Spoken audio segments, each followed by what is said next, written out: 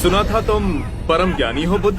जान के आश्चर्य हुआ कि कांटा तुम्हें भी चुभता है। अब तो गली गली ये बात ना उठेगी कि तुम तो कोई पहुंचे हुए महात्मा हो। ये कांटे हमने बिछाए हैं। इस गांव में तुम्हारा स्वागत नहीं। हर दिन अनाज भिक्षा में मांग कर ले जाते हैं। चलो चलो दूसरे गांव का रास्ता लो। मेरा आप लोगों से अनुरोध है कि मुझे अपने गांव में भिक्षाटन करने दें।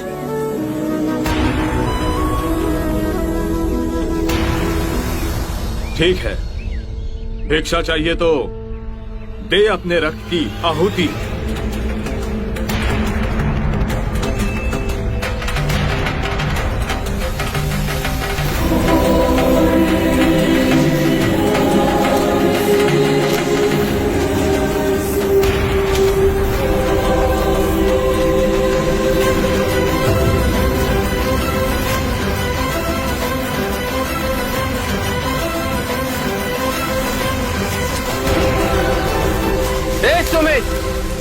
रास्ता बुहारा तो इस गांव से तेरा दाना पानी उठ जाएगा।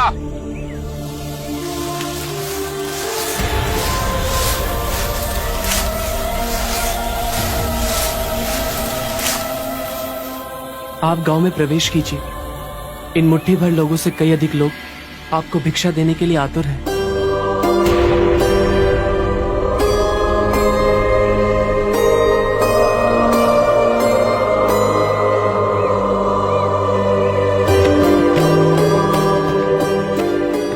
आप मुझे ना छुए। हाँ? नहीं तो मेरी छाया भी पड़ी आप दूषित हो जाएंगे। क्यों दूषित हो जाऊंगा मैं? तुम भी हम सभी की तरह मनुष्य ही हो, और एक मनुष्य का स्पर्श दूसरे मनुष्य को कैसे दूषित कर सकता है? केवल लालच, घृणा, मोह, तृष्णा हम ही मनुष्य को दूषित करते हैं। और तुम जैसा मनुष्य जिसमें इतना प्यार भरा हो, वो केवल दूसरों को सुख ही दे सकता है, दुख नहीं। कैसे महात्मा हो तुम? तुम्हें तो जाति वर्ण का ज्ञान भी नहीं है। चोला पहने कोई सन्यासी नहीं होता। अरे पाखंडी हो तुम, पाखंडी। जो मानव से उसकी मानवता को छीनता है, पाखंडी वो होता है। यदि मुझे पाखंडी कहे आप सभी को संतोष मिलता है तो ये उचित है, परंतु इस मनुष्य में भी हमारी तरह प्राण बसे। इसे नीचा कहे, इसका तिरस्कार करना सबसे बड़ा पाखंड है। यदि जानते नहीं हो तो मैं बता दूं, ये धर्मशास्त्र है। पाखंड कैसे हुआ? जिस मिट्टी से सारी मानवता का सृजन हुआ, उसी से इसका भी हुआ। मानव और मानव में भेद कर आप सृजनकर्ता पर कीचड़ उछाल रहे हैं। यदि हम आकाश में कीचड़ उछालेंगे तो आकाश तो ऊंचा ही रहेगा, परंतु कीचड़ वापस हमारे ऊपर ही गिरेगा।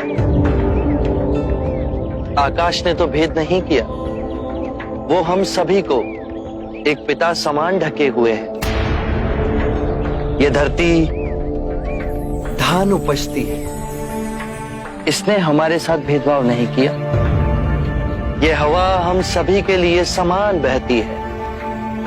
पानी हर प्यासे की तृष्णा को बुझाता है। जब प्रकृति भेदभाव नहीं करती तो हम मनुष्य में भेदभाव क्यों करते हैं? यदि ऐसा है तो इससे संघ में भिक्षु क्यों नहीं बनाते? बहुत अच्छा सुझाव दिया आपने। सुनीत, क्या तुम भिक्षु बनना चाहोगे? मैं अछूत, आप जैसे महात्मा का भिक्षु मैं इस योग्य नहीं हूं। जो मनुष्य दूसरे मनुष्य की पीड़ा को देख व्यथित हो जाए, उससे उत्तम कोई दूसरा नहीं। मैं बुद्ध स्वागत करता हूं सुनीत का हमारे भिक्षु संघ में।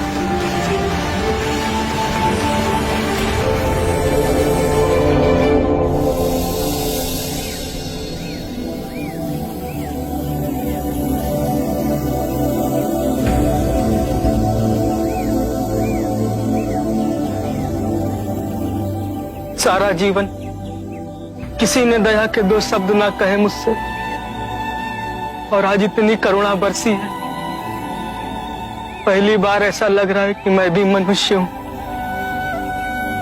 पर जो मैं कर रहा हूं यह अधर्म तो नहीं?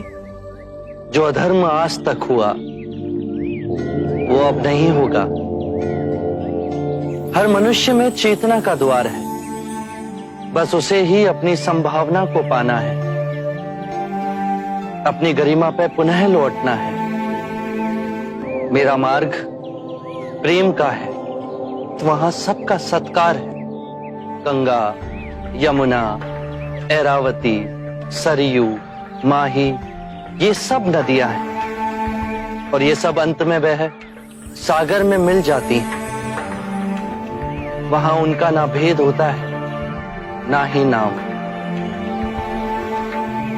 उसी प्रकार जिस भी मनुष्य ने अपना गृह त्याग कर सत्य के पथ पर चलने का निश्चय किया, चाहे वो ब्राह्मण हो या क्षत्रिय, वैश्य या शूद्र ही क्यों ना हो, उसी महासागर में विलीन हो जाते हैं।